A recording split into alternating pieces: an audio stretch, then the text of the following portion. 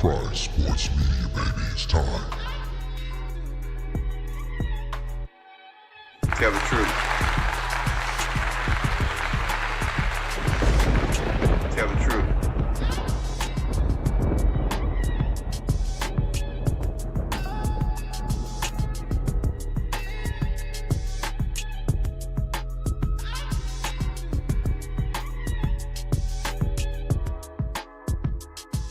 It's Prime Sports Media, baby. Let's get it going. Big win the other day. Yeah, real big win.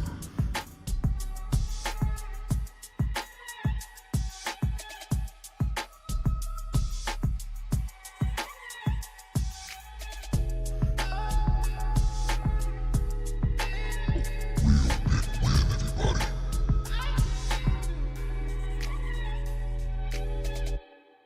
Tell the truth.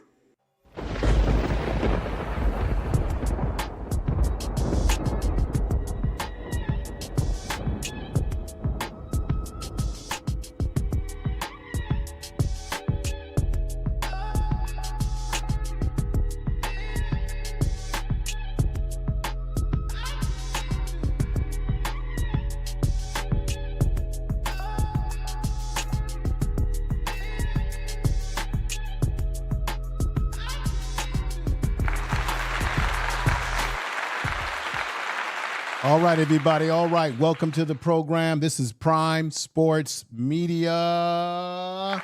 Thank you. Thank you. We're live. What a game on Saturday night. I watched that game like the rest of you. It was a very late game across the country, but it was exciting. It was good to see CU get back on track, get back into playing the brand of football that we know they can play, be it an FBS team they played against, but they went out there and did what they were supposed to do. When you play a team like that, you're supposed to put up big numbers and beat them by big margins. 37-20. By the end of the game or near the end of the game, Coach Prime said that he wasn't happy that they gave up those points, which we could call, a lot of times you call that garbage time points because the defense was on the field quite a bit. But the defense stood up, stood out, played great compared to how they played just a week ago against Houston. I was very excited about how everything turned out. They've got to get back on track. They've got to get their confidence back. They've got to get their senses of, get everything working on all cylinders. So I was very happy about how Coach Prime was able to pump this team up. He very critical of them. Okay. He talked about it. He wasn't afraid. And I want to say something, too, because I jumped out the window like many people did. Okay, we're going to talk about the highlights of the game today and everything like that. But I got to be honest. When Ryan Staubs came out and played that game against Delaware, when he came in, he showed that he had all the right stuff. He was getting the ball down the field, which I think that's the key to their success, getting the ball down the field. And then doubts start to creep in, right? People were wondering, is Coach Prime going to play a 3-quarterback rotation with Salter, Staubs, and, of course, Juju? Or has he lost confidence in a young man? And he never lost confidence in a young man, but he saw that things were not working on all cylinder, and therefore a lot of us rallied around Staubs to come in and start, thought that maybe he could spark the team. Of course, he had a rough game against Houston, did not play well, had 2 turnovers in that game. And I got to say, everybody, we got to keep it 100% real here, that I was concerned about the young brother Salter. I felt like, well, maybe this level of football is a little too big for him. Maybe he wasn't, ready to handle this level coming out of Liberty. He seemed a little tentative with the way he sometimes would throw the football, and I was concerned about that. But in this game, he proved that he could get the ball right down the field. Several times he got the ball right down the field, ladies and gentlemen. And what I noticed in that is that this guy does have all the right stuff, because one of the areas of success that they need to win is that they've got weapons on the outside. You got Sincere Brown. We're going to talk about the talent that they have on the outside. When you have receivers like Sincere Brown and what he brings to the table. This guy can get down the field. Sincere Brown could have had big numbers in this game. There were a couple passes that were thrown to him that were either thrown a little bit too high, a little too low. But for the most part, Salters did what was necessary to win this game. And a lot of it was done on his legs. You saw him running and making moves in this game. You saw him proving that he can throw the ball, run the ball, and be that dual threat that we all felt that he could be. But he just needed that confidence booster. And I think by him going out here and having a good game, be it was against Wyoming, and Wyoming had a pretty good defense. And in their conference that they play in, they are seen as a team that has a pretty good defense. And they were able to move the ball on them primarily with the footwork of Salter. Salter had all the right stuff in this game that night. And so we got to give him kudos. Salter. We got to give the young man some respect. We got to put some respect on his name. I know we were all a little critical of the young man. Peace to everybody that's coming in watching the program. Let me see. BD says, I was nervous to my brother. Yeah, I was nervous about it too because we couldn't afford to go down to Wyoming. That would really put us in a hole. And check this out, everybody. They were saying, look, check this out. Let me just think this through.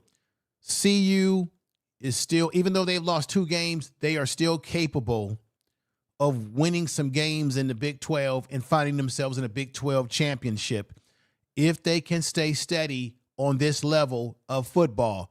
What do I mean by that? They need to, by all means, get the ball to your weapons down the field. Omarion Miller, let me put him on the board here. Omarion Miller was fantastic. I'm going to put out the numbers. Just a reminder to all. I'm pretty sure people look at the box score, but I'm going to give you the numbers here. He was fantastic. We have weapons on the outside. Omarion Miller, Sincere Brown. We have weapons on the outside, and then we have guys that can work underneath the coverages, such as Taylor. And I want to talk about Taylor. And then, of course, Price. Price got hurt the other night. I'm concerned about him, hoping that he will be able to. He left the game. Hopefully, it's not an injury that will end the rest of his year. I'm going to look more into that. But what we do know is that he has had a history of transferring or going to different programs where he has had a history of injuries and has never really been able to get his career on the track right? But so far, since being with CU, he's had some pretty dynamic, shown some pretty dynamic ability to make plays on the ground with the ball in his hands, catching the ball, getting the ball down the field when opportunities go his way. So there is a lot of talent on this team, and even the coach of Wyoming admitted that CU did some things to them that has never been done to their defense or their program in the past. So this is exciting news. This is up and up. Let's give, once again, kudos to Salter, and let's put to rest the quarterback controversy, because I think that this is a game that can propel him going forward in the season. Let's give him a clap. Omarion Miller, Williams, Price, Taylor. We have talent, but the talent has to be used properly to make it all come together. And that means that Shurmur, and I've been critical already of Shurmur, the offensive coordinator for CU. I've been very critical of this man, and I'm going to continue to be critical of him throughout this season because his play calling has to have more imagination, okay? Now, in this game, there was a little bit more imagination, but we got to be honest. It was the foot of Salter that kept us moving the chains going forward. And I think because of his scrambling ability, it opened up the passing game because it caused Wyoming's defense to play on their back feet and figure out what we were going to do. So when he's running the ball like that with the 1-2 punch of running and throwing the ball, I like the fact that they were throwing the ball down the field. They weren't doing all this bubble screen stuff. Pat has got to do more than just do the bubble screen. I know bubble screen plays are all the rage in college football, but I've been saying this, mix it up a little bit. It's not a coincidence that the minute they got the ball down the field and Salters ran the ball when necessary, that they had more success than all this bubble screen. Now, I know what the bubble screens are designed for. It's designed to get the ball in the hands of guys who have speed and ability like Draylon Miller, right? You want to get the ball in the hands of your talent. Let me put Draylon Miller up here real quick because I think that he's another young man that's got to see the ball a lot more. I really feel that we can't underutilize Draylon Miller.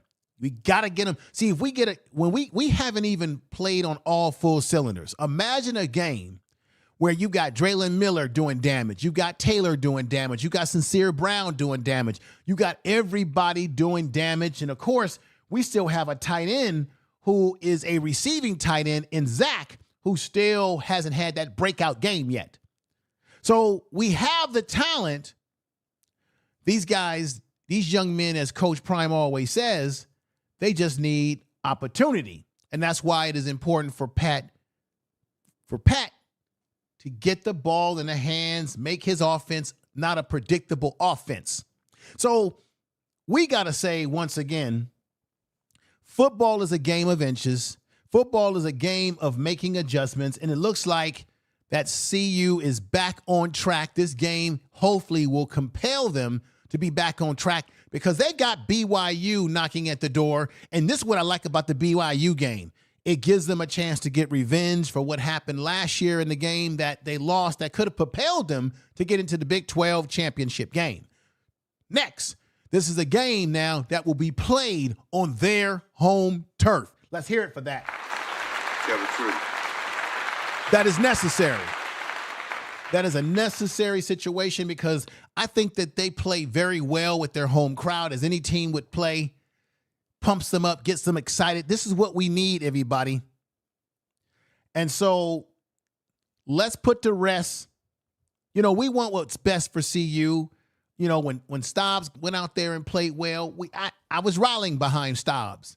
But if this young man can keep up the good work, if this young man can continue to play in this way, gain his confidence, realize that, okay, you're playing in the Big 12, you're not playing in Conference USA or some small conference that you played in when you were at Liberty.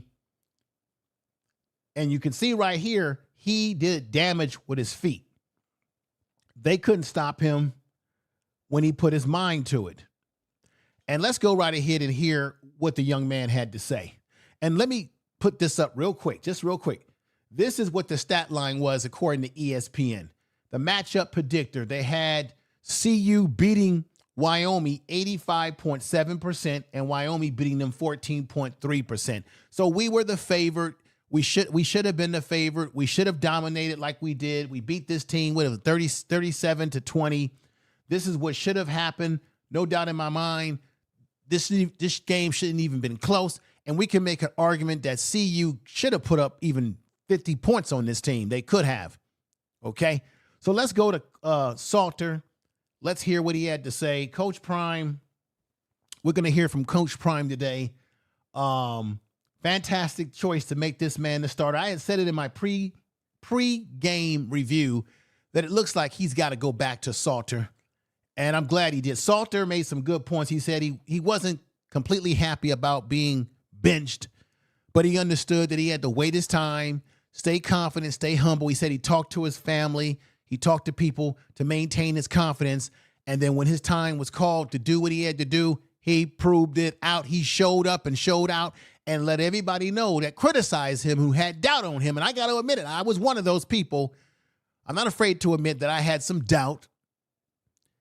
And he has now changed my doubt. Going forward now, we got BYU, a tougher opponent. But we got to believe, as we always say, we have to A, believe, B, in the process. Everybody, you understand what I'm saying? Now, let's go ahead and let's hear what the young brother had to say. We're going to Salters right now. This is the press conference, everybody. Check it out. Let's go. Tyler King with the Denver Gazette. That first touchdown pass you had to O in the back of the end zone just felt like you kind of left it up there and trusted your receiver to make the play, and that kind of led to the other ones later in the night. Did you feel kind of a more eagerness to kind of let your guys make plays tonight? Oh, yeah, most definitely. You know, it's been a big thing trying to get the receivers the ball down the field, and every chance that I got today, I tried to take advantage of the opportunity, and I know that I got big guys out there, big playmakers, and if I throw it up, it's 75-25 their way. Hey, Kaidon, Brian. Young man is very confident in what he's trying to do. I definitely appreciate his approach right now. All the Daily Camera. Coach was talking about these, growth moments for you and players on this team. What have the last couple of weeks been like for you? I mean, it's been rough not playing last week, but I just stayed straight, talking to family, talking to God, and just making sure that the next opportunity that I got, I took full advantage of. Boom. Just like I said, believing in God, talking to family, staying focused. We need young men like this, right? So he didn't let himself, he didn't put his head in the tank. He stayed humbled and got his opportunity. And damn it, he made his opportunity look like a shining star. Let's continue. This is my last year, so I just want to go out there and be the best version of me for the team and for everybody else in this program. What did it mean to you to come out and play like you did tonight and, have a big game, throwing the ball but also running it?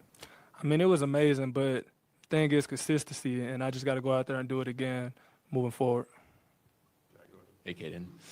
After the Georgia Tech game, you said that you'd like to utilize your legs a little bit more just as a dual-threat quarterback. Tonight, I think 11 carries for 86 yards and a touchdown. Do you feel like that part of your game was better kind of utilized tonight? Oh, yeah, most definitely. I don't purposely try to run. It just be when things break down, I know that my legs can get me out of trouble, and that's what I had to do today. But had great blockers down the field with the receivers once they did see me. I want to stop right there. Great blocking down the field. Everybody was on the same page. Let's remember that this was a performance in which the defense stepped up. The defensive line was much more stout. I've been talking about that. But you had the receivers blocking down the field. When a man takes off running like Salter, you got to have guys that are blocking. Let's all give some respect to the offensive line. They did a good job in this game of giving him protection. I don't think Salters got sacked in this game. Correct me if I may be wrong about that, but do you remember, anybody listening in the chat room and listening to this on the replay or watching this live, I don't think Salters was touched in this game. I think the offensive line stepped up and stepped out and protected him and gave him time. Now, mind you, he ran the ball, but when he ran the ball, it wasn't always because he had defensive linemen breathing right in his face. There were times when he ran because he had the lanes to run, and then there were times when he felt the pressure coming, and he made the run at the right time. But for the most part, you didn't see him getting knocked down by like a rag doll, because I believe that the offensive line played a much improved game in this situation. Do you agree or disagree, everybody? Put that in the comment section of this video. Let me know how you feel. Thank you for coming through. Yeah, he took one sack. Thank you. I hear what you're saying. Yeah, but that's pretty good. We're talking about a football team that had an offensive line that gave up tons of sacks. Kaidon Sanders was the most sacked quarterback, unfortunately, with the team. So this is improvement to go from an offensive line that was rebuilding to having a young man like Salter, be it he can scramble around, which gives him advantages. I mean, as good as Kaidon didn't have that level of athleticism to run like this young man. But however, When Shador ran, he didn't run because he just wanted to scramble. He ran to keep the play alive. This young man, same thing. He's running to keep the play alive, but he also has an extra boost, which means he can score. You're seeing him scoring touchdowns in a lot of these games. Even the games that they've lost, he has scored a touchdown in. So 1 sack, I think, only is a testament to the offensive line at this time, because remember, this is an offensive line in the last couple of years that gave up a lot of sacks, and then over a period of time, we get young men like Salter, who comes over, right? And we get improvements on the offensive line. We got a left guard, Xavier Hill, right? We got a center, McGill. We've got Jordan Seaton, who is the big-time pro prospect right now already. We got guys like Larry Johnson III, right tackle, right? And then we have young men like Chrysler, who came over from the Illinois alumni. So we've made some improvements, everybody. Let's continue. He's scrambling even on scramble drills like Sincere Brown touchdown, off-schedule play. You know, plays like that is what's going to win us games. Right, Sincere Brown off, right, like he said, getting the ball to Sincere Brown off-schedule plays, being able to improvise in the moment of something breaking down in the play, being able to improvise off script, and that's what keeps teams winning, teams in the game. Do you have that dual ability to improvise at the right time? And they got it. And I want to see more connection between him, Sincere Brown, and folks like Amarion Miller. I've been raving about Amarion Miller since he was recruited to CU and when he had that breakout game against USC as a freshman. Y'all remember that? Tell the truth. Let's continue. What were your conversations like with Coach Prime, maybe when he came to you and told you you're going to be going this week, and maybe last week when you were taken out of the position? I mean, it was a good conversation. You know, Coach Prime's very straightforward. Once I knew that I wasn't going last week, I just had to try to be the best version of me for the team and make sure that things got done, whether it was giving the defense looks at practice or just being there for stop and helping him out as a veteran quarterback that I am. So, but, you know, this week, once he told me that I was going to get the start, I just had to take full advantage of it and make sure that I continue to be the starter. Did that light a little bit of a fire under you when you lost it as a competitor? Oh yeah, most definitely. You know, I'm a big competitor and been in sports my whole life. Stop it right there. Sometimes adversity will determine and let you know who's real, who's phony. You have to go through a little adversity to see what young men, in this case in sports, to see what people are made of. For him to bounce back after the potential of losing his starting position shows you that, one, he has character, two, he can deal with tough situations, and that he can bounce back with confidence. So we got to give him another clap.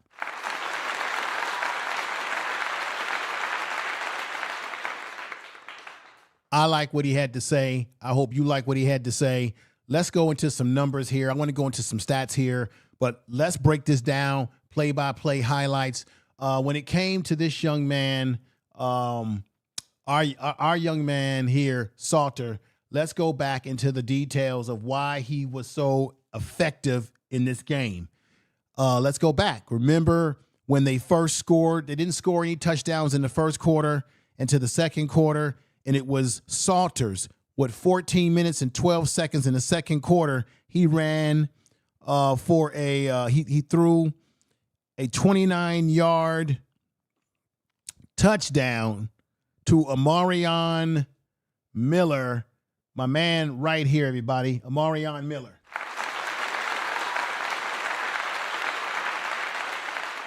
That was a 29-yard touchdown, second quarter, 14 minutes and 12 seconds left. That's what broke the door open when they finally got into their groove and scored a touchdown. Now we got to go to the next man right here, who I'm raving about, and that's Sincere Brown.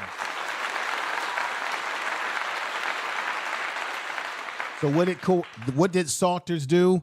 Salters threw the ball to Sincere Brown with a 68-yard touchdown in the second quarter with 7 minutes and 37 seconds. Sincere Brown, it was thrown by Salters, okay, by this young man right here who has now, I think, silenced his critics this past week with the way he performed throwing the ball.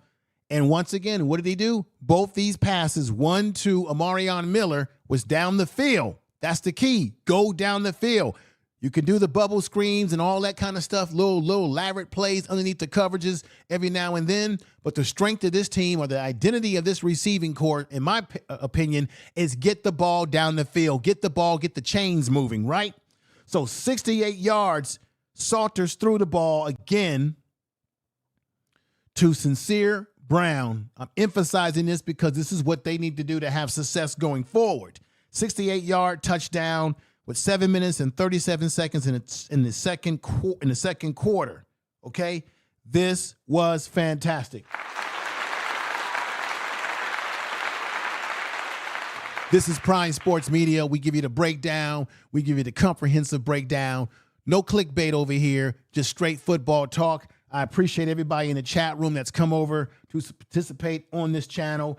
We've got an author who says, Jay Sanders says, Salter has lots of weapons. Yes, but he has lots of weapons, but this is the issue.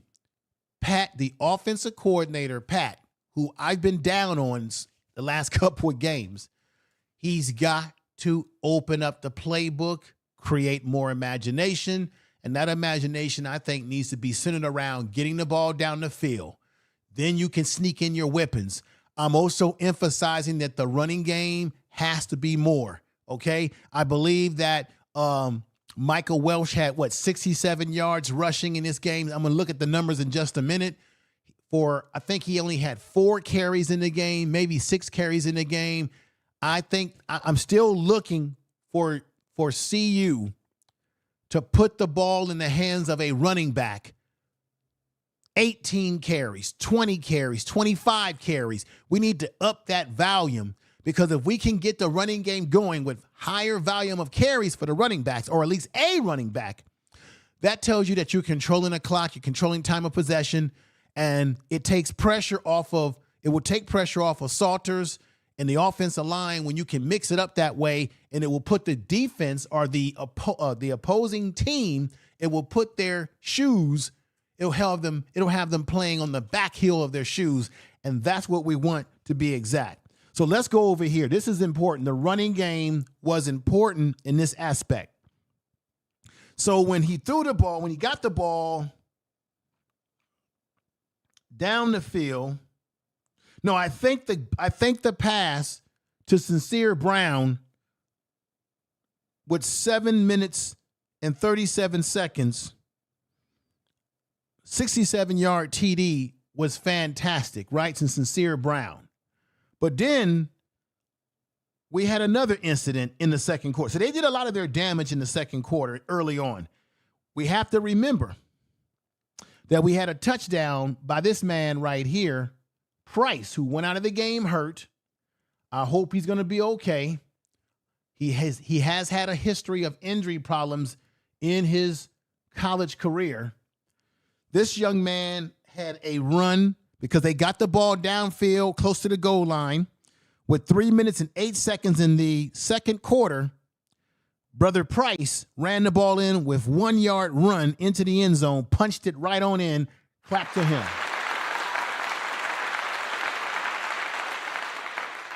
This young man has had injury issues in his career, and so that's why I'm hoping that this does not be something that's going to keep him out of the game for the conceivable future of this year. Coach Prime made some good decisions in this game. I think the coaching staff really put their foot in this one to prepare this team. Coach Prime said, we got to do better. I got to prepare better. We got to get this team, get their confidence up, and do better things. So, Coach Prime, you did a great job in this situation. Now, what I want to do now is go to another young man who came out of, remember this young man came out of Tulsa. That's Joseph Williams. I've been putting this picture up for a minute now.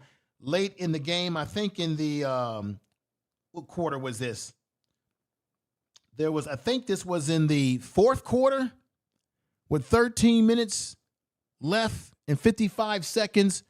Joseph Williams, who was a transfer from Tulsa, got a touchdown, a 47-yard touchdown by Salters, who put it right where it need to be, proving that he can throw the ball down the field. Tell the truth. I give you nothing but facts over here, everybody, numbers and facts. So that's excellent. That was late in the game. Now, there's another young man that is dynamic, and this is where I'm going to jump. I'm going to jump right out the window with this one. This kid, Quentin, if I'm saying the name right, Quentin Gibson, who is a special team specialist right now. He's actually, if I'm not mistaken, a receiver. They've got to figure out a way to get this young man involved in the game. They got so many damn weapons. That's why I kept saying that I think this team is better than even the teams that they had with Travis Hunter and Shador. It's no shade to them. They had the teams of last 2 years with Shador and Travis Hunter. They had more stars. Who were those stars? Obviously, it was Shador and Travis Hunter. So they had guys that could strike at a drop of a dime. But I'm talking about the overall talent, because most of the talent was leaning heavily on Shador Sanders' hand, Travis Hunter's hands, and his ability to play both sides, right? Jimmy Horn and guys of that nature. But what you have with this team, in my opinion, is you've got better overall talent as a complete team, because they've got more unsung heroes on this team, unsung talent of guys who have potential to be stars, who are right below the radar and are coming on strong. And Quentin Gibson, who is a young freshman phenom out of high school in Texas, he was Mr. All Football in Texas. He put up records he set records in Texas, the state of Texas, for football players. That's nothing to sneeze at. That's big time, because Texas is a hotbed of football talent. And this young man, number 15, let me put him back up here. This young man, true freshman, with 12 minutes and 15 seconds in the third quarter, had a 46-yard return that he could have taken all the way to the house, y'all. All the way to the house. Tell the truth. Let me give you his overall. I don't know if y'all realize what his overall numbers are. This is for kickoff return in this game. Quentin Gibson, all freshman, okay? Phenom freshman out of Texas, a great recruit for Coach Prime, who put up big numbers in Texas, was all Texas football player.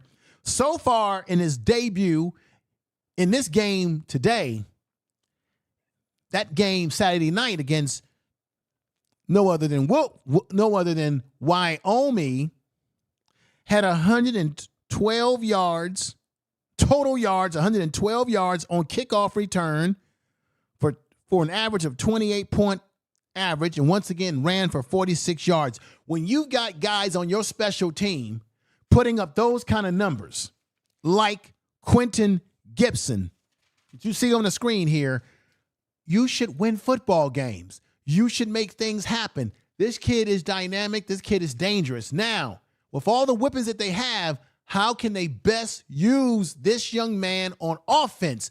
What kind of packages? This is what I think they should do.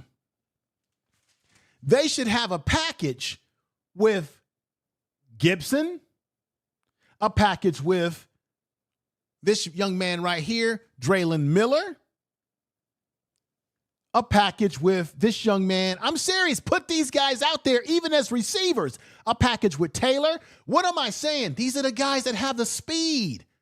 If I was an offensive coordinator, I would figure out how to get all of them on the field at the same time. That means you might have to take certain people out for the package. I would have a package of Taylor, because I want to create a package where you got speed. What do they all have in common?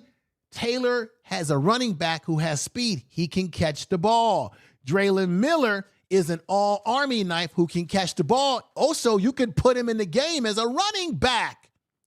Put him in a running back package where he comes out of the backfield and put Taylor and Gibson in the game. And out of your most dynamic, fastest receiver, I would say if you're going to go with your big receiver,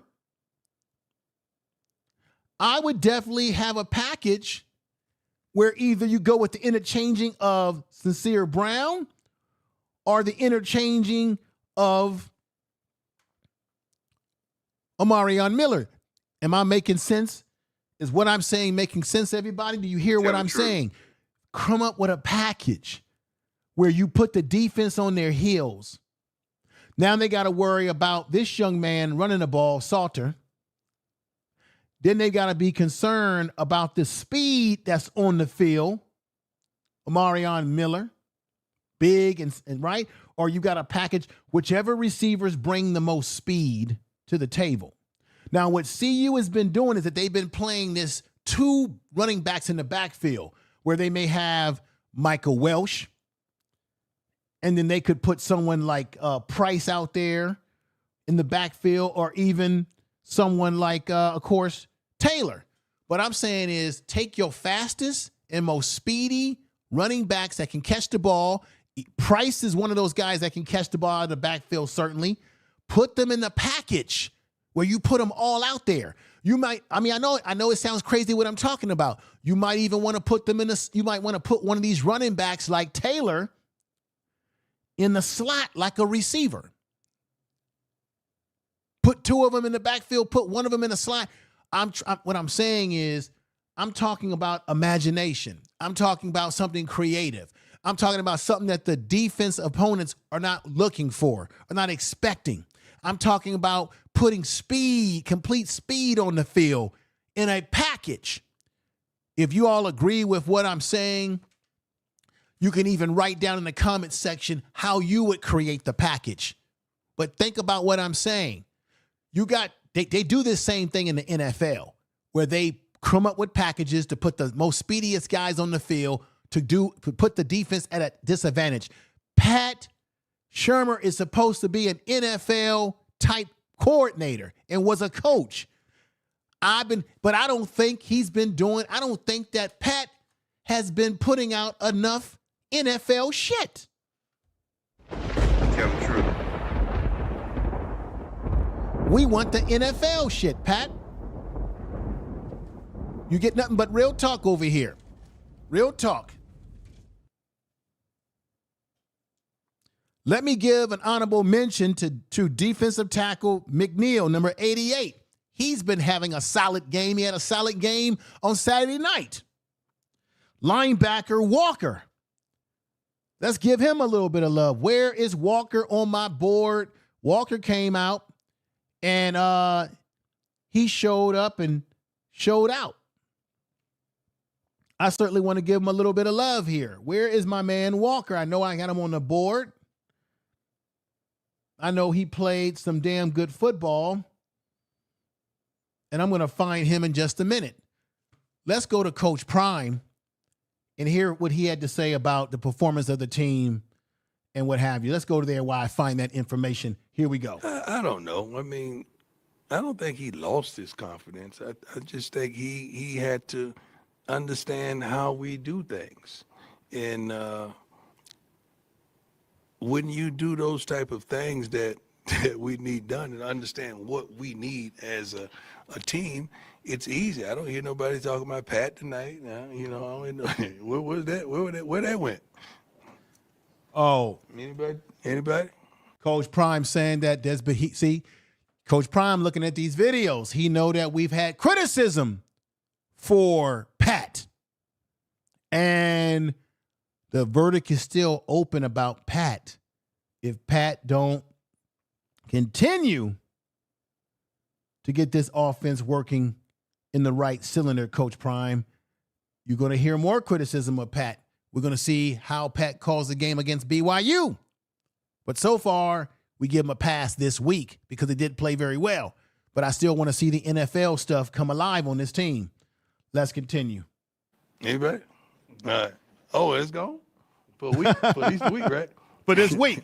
But Right, Coach Prime, for this week it's gone, but next week is the verdict that opens up on Pat.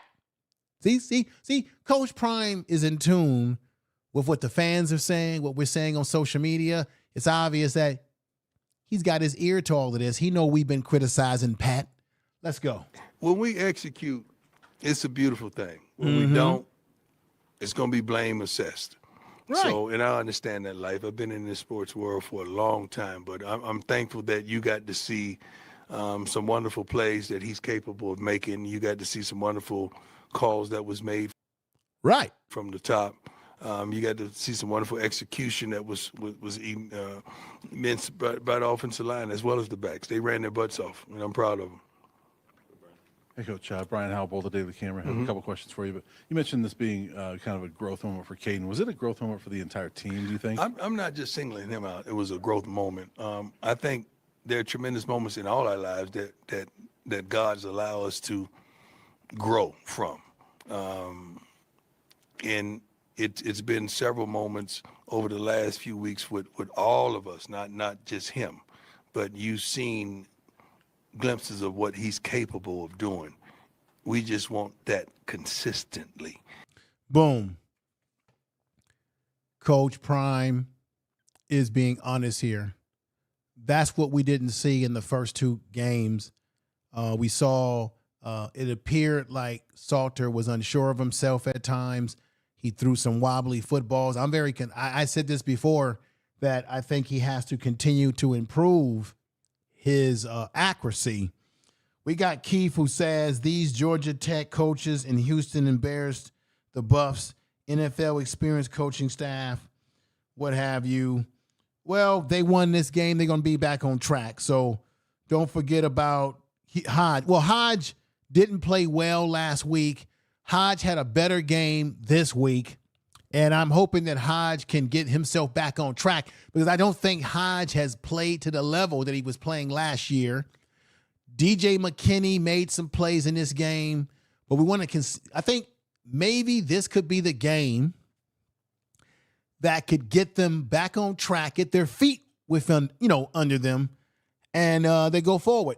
I'm going to tell you right now, I think the game, to me, obviously, the game against BYU, which will be a much better opponent than what they've played the last three games. I think BYU might even be better than Georgia Tech. I could be wrong. But I think if they compete and they beat BYU and they're able to compete, even if it's a close game, it doesn't matter with me. The fact is, if they go out there and compete and don't make themselves look silly, and they go out there with the same intensity that they played in this game, and they win that game, that will let you know that they're getting on track now.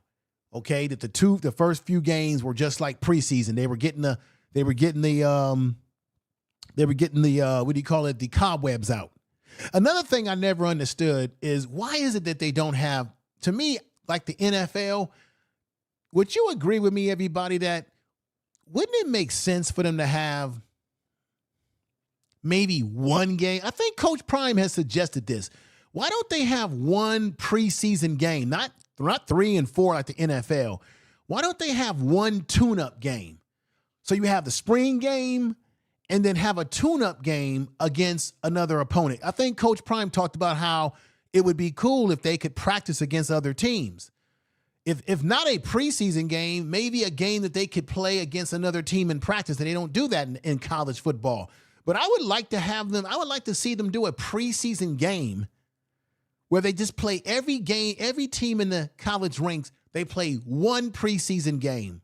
We call it a tune-up game. Don't you all think that would make sense? Because that tune-up game would let you get you would now see your team against somebody different for the first time before you start the season. And now you can start seeing the quirks, the problems. It's just a suggestion. I wish they would have one preseason game, and it could be against smaller programs so that the smaller programs can get a little bit of money. You know what I mean? But some people think that when they play these smaller teams, it's already like a preseason game anyway. But just a suggestion there. Just something I'm thinking about out loud here. Don't mind me. Let me see what you're saying. Author Sanders says, I think the players more together and learn how to get together as a team. Yeah, I mean, think about it. There's a lot of young guys on this team. They got a lot of freshmen. They got a lot of second-year players. They got some young guys on this team. They still have to mesh together, including the offensive line. Let me move on to what Coach Prime is saying here. And when we get that consistently, we're going to be hard to deal with. I want to ask you about Dallin Hayden, who obviously he's been chomping at the bit. I know he's been injured and finally gets a couple carries there at the end. They were big ones that moved the chains a little bit. How big was that for him and for you guys to see that out of him? He was physical. We hadn't lost hope or confidence in him. These other guys are just really good. You know, it's just, it's like when you get hurt, now you go to the back of the line. You got to work your way back up. And we're fair to everyone. It's not like you're going to get hurt and you're going to just come back and get to the front of the line. It don't. Let me stop it right there. So he's talking about Dallin Hayden. Remember Hayden, who transferred over from Ohio State? Hayden had 2 carries. I don't really think he didn't really make an impact. He's coming off an injury. And Coach Prime says you got to work yourself back. But 2 carries is not getting it. I mean, he got 2 carries for 10 yards. His longest run was for 6. 2 carries. I just think that if you're going to get these guys going, you've got to give them more carries. I mean, Michael Welsh, to his credit, he had 6 carries for 67 yards. His longest run was 44 yards. But he's not coming off an injury. I want to see, and of course, Salter had 11 carries for 86 yards, 1 touchdown. Longest run was 35 yards. We saw what he did.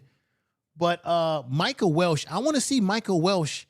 I want to see what kind of numbers Michael Welsh can put up, everybody, after he's had what I would consider 18 carries. Right? Let's just put this up real quick. I want to see what Michael Welsh can do when he's had 18 carries, 20 carries, 26 carries, 25 carries. I want to see what he could do, just like Taylor. I want to see what Taylor can do if he had that volume of carries. I think these guys could do a lot more damage if they were getting more reps in the game. Same thing with Price. He's hurt right now. I'm hoping that maybe it's not a year-ending injury. Hopefully it's not an injury that will keep him out of multiple games. But I want to see what these guys can do when given more opportunity. I know that CU is a pass-first team. But to me, if you got a big lead on a team like Wyoming, then why not load up the passing game, the running game, when you already got a big lead? Because if you load up the running game, now you control the clock, you control time of possession, now you're not so predictable when you do throw the ball. Now you can do this, everybody, and I've been saying this, and you don't see them do this enough. You can now do play action. A lot of these teams are acceptable to play action, but play action only works. Play action can only work. It only works when you're able to run the ball effectively and consistently, and that's what they got to do. Let's continue. Work like it here. You got to work your way back up to the top, but he's capable of doing what he showed. He ran physical. He ran hard. He ran his butt off, man. And I'm happy for him. But Coach Prime, he only had 2 carries for 10 yards, sir. He ran hard within no time. 2 times he got the ball, but why didn't we see him? It's just my opinion. I wish we see these guys more. 2 carries in a ball game is not going to get him back to the level of where he played before. You got to let these guys sink or swim. You got to give them more opportunity. This is a game that they had a lead on this team that they could have exploited more opportunity in the running game.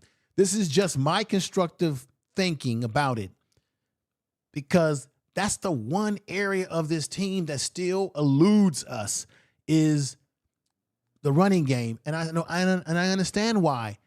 When you look at the numbers and you see how many carries these running backs are getting, to me, when you look at football in general, those are not enough carries to be effective as a running team or a team that can run the ball. And the reason why I bring this up, because they're getting ready to play better teams. They're playing BYU. And as they play those better teams, they got to be able to move the chains on the ground. We know Salter can run with his feet, but we need that ground attack with the running backs as well to take pressure off that young man. As well, that he got in there and got some touches. Coach Jack Carr, though. Jack, my man. You agree? Thank you. There you go.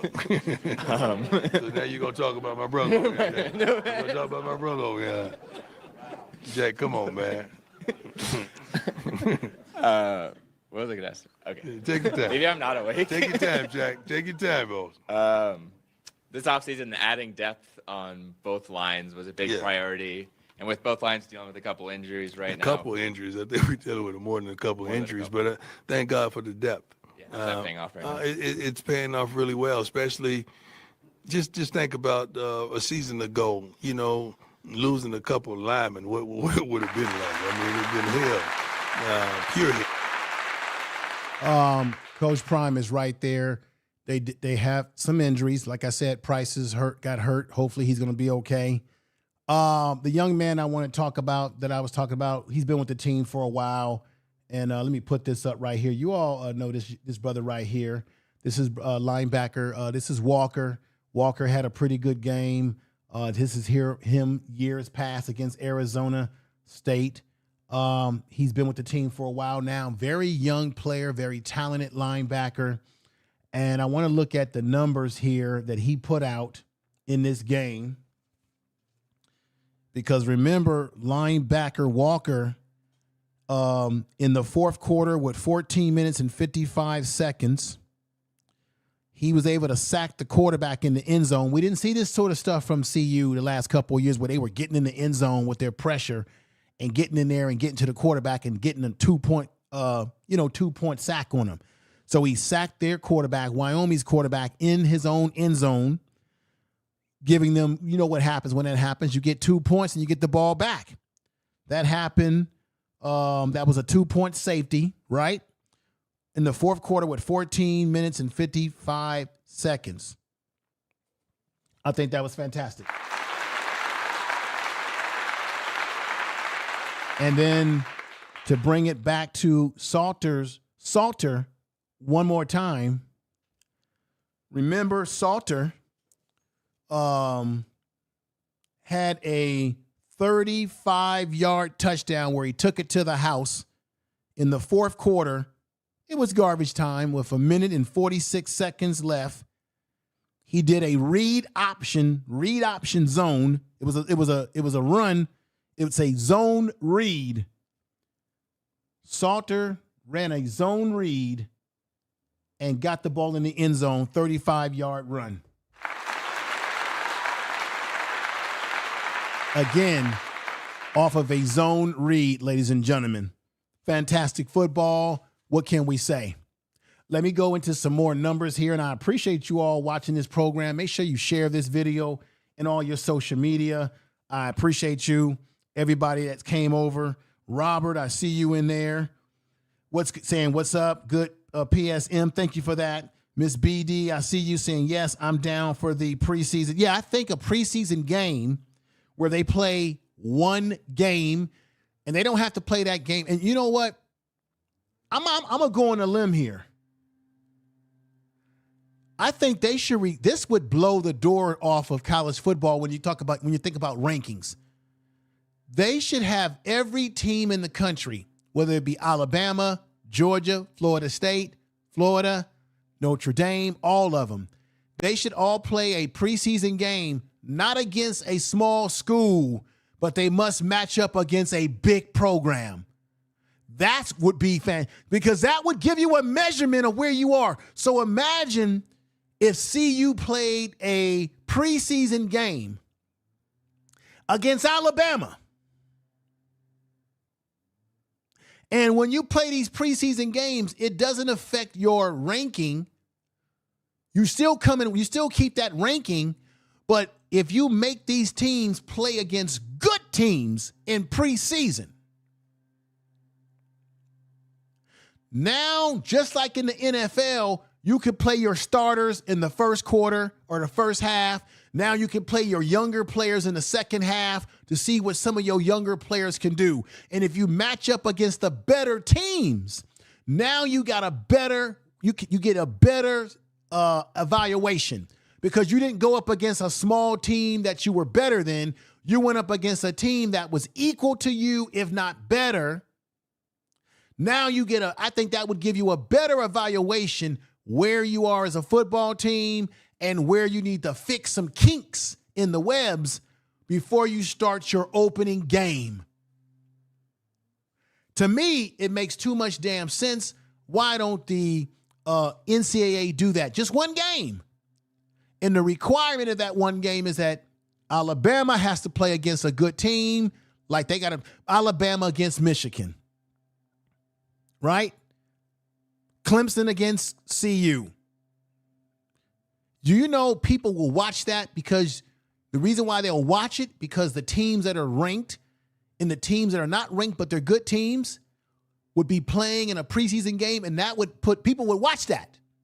And now after watching that, they'll be able to say, okay, we got some problems here, we got some problems there, damn it, we got to fix that. And you have them play a preseason game weeks before the game, before opener. So you have them play a preseason game, and then the season doesn't start for at least 3 more weeks. You know why I say that? Because now it gives the coaches time to say, damn it, we got some things we got to fix here. It makes too much sense. But I'm trying to make sense over here, y'all. Everybody agrees with what I'm saying in the chat room. I appreciate that. A clap to all of you.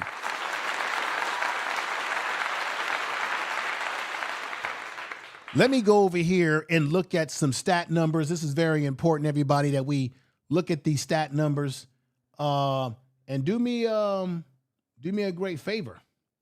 How about y'all subscribe to the channel if you have not, to the Prime Sports Media channel. Hit the bell notification. If you want more videos like this, and we're going to give you more videos like this, then hit that bell notification, share the video. We really appreciate that. By all means. Let's get back over here. Let's talk about something right now.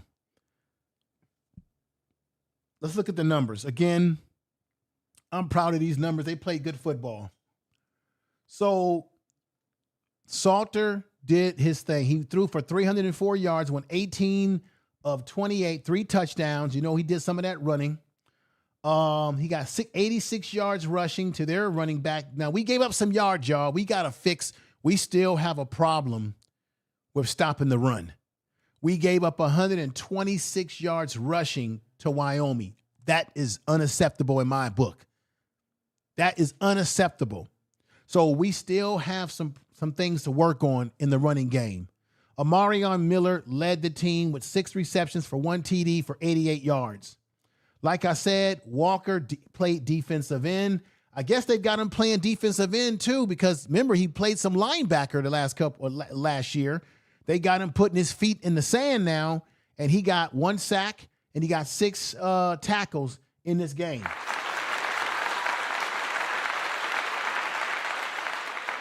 Team stats: total yards, 497 yards, total yards for CU. That's really good. 1 turnover by CU.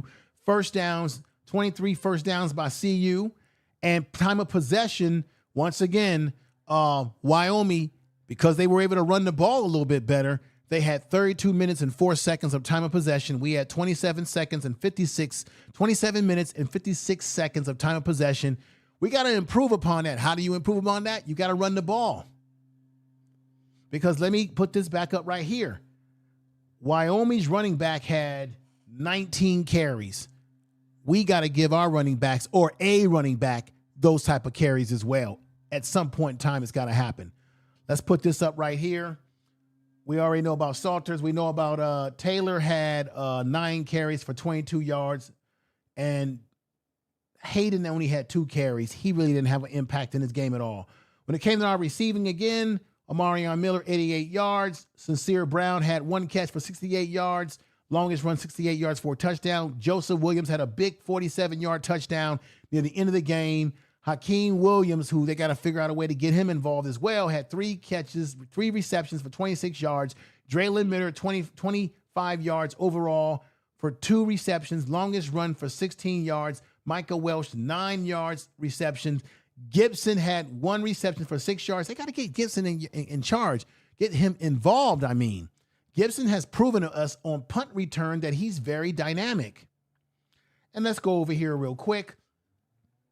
Colorado on defense. Walker, 6 total tackles. He had 1.5 sacks. Turfik, who's the safety, had 9 tackles. And this is the man right here that I want to point out. Tafik is another young man who came over from South Florida.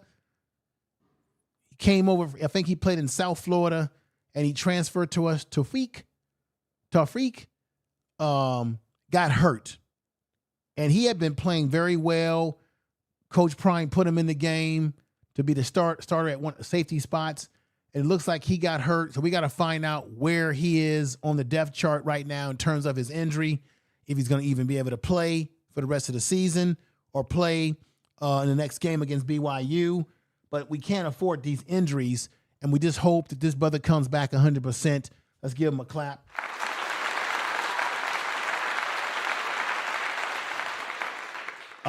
There's another area that I wanted to go over real quick before we end this podcast, and I appreciate all of you out there supporting the podcast, supporting the Prime Sports Media channel. I think that might just be it, everybody. I hope you tell someone that you love them. Thank you for watching this program today. I wanted to go live on Saturday night, but it was very late. I was with family and could not go live at that time of the evening because I was with family. And then I was also doing some work on my other channel yesterday, The Information Man Show. Check that out. The Information Man Show is my political, social, and cultural channel where I've been talking about a lot of hot button issues over there. So you might want to check that out and subscribe if you have not. But ladies and gentlemen, I want to thank you again for being here. It was my pleasure doing this video. I'll be back next week to critique, analyze, and give you a post-game analysis of the game against BYU.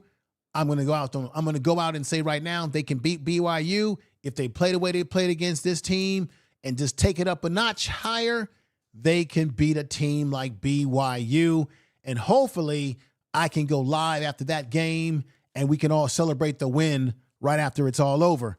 I appreciate you. Make sure you share this video on all your social media. If you are a member of a Colorado fan group or fan page on Facebook, drop this video in there. And by the way, go and check out the Prime Sports Media Facebook page. Go over there. If you got Facebook, go over there. Follow me over there. The difference over there is that I'm able to drop various video content on that page. Not only just my YouTube videos, but I drop video content and all different types of means related to CU. Go over there and check that out because I'm going to be loading more stuff over there as possible.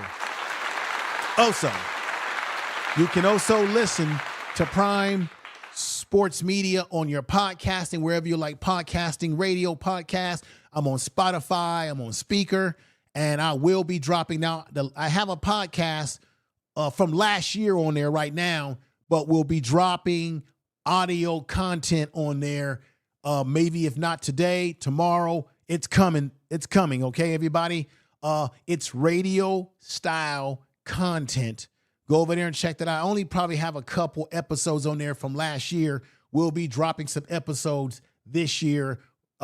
If not today, tomorrow, but it's coming. So go over there and follow me on those areas as well. I got about 86,000 people following me on the Facebook page. I drop all kind of shorts over there, all type of content that's coming over there. More content, more CU content, everybody. Thank you again.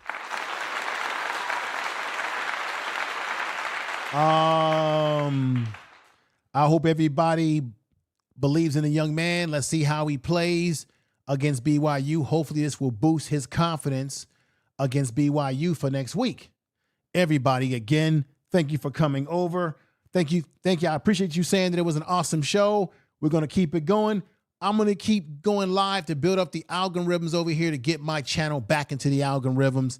Everybody, I usually get more views after the fact. It's just how the channel is. More people watch the video after program is over. Everybody out there, take care. Thank you. Peace. Prime Sports Media. Make sure you subscribe, hit the bell notification, baby. Woo!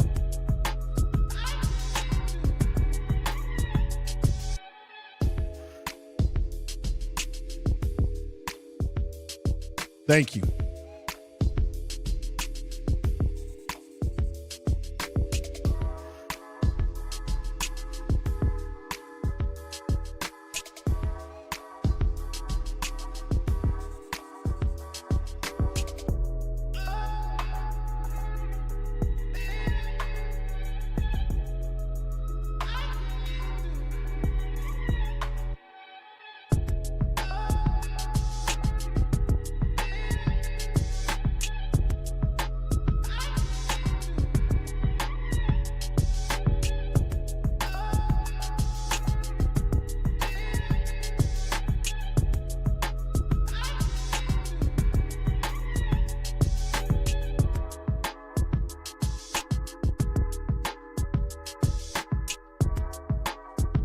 Tell the truth.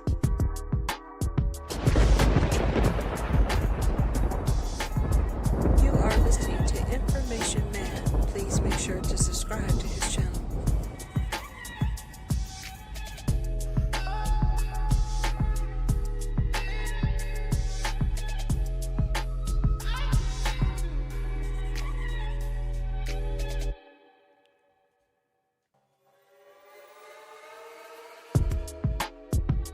Prime Sports Media, baby.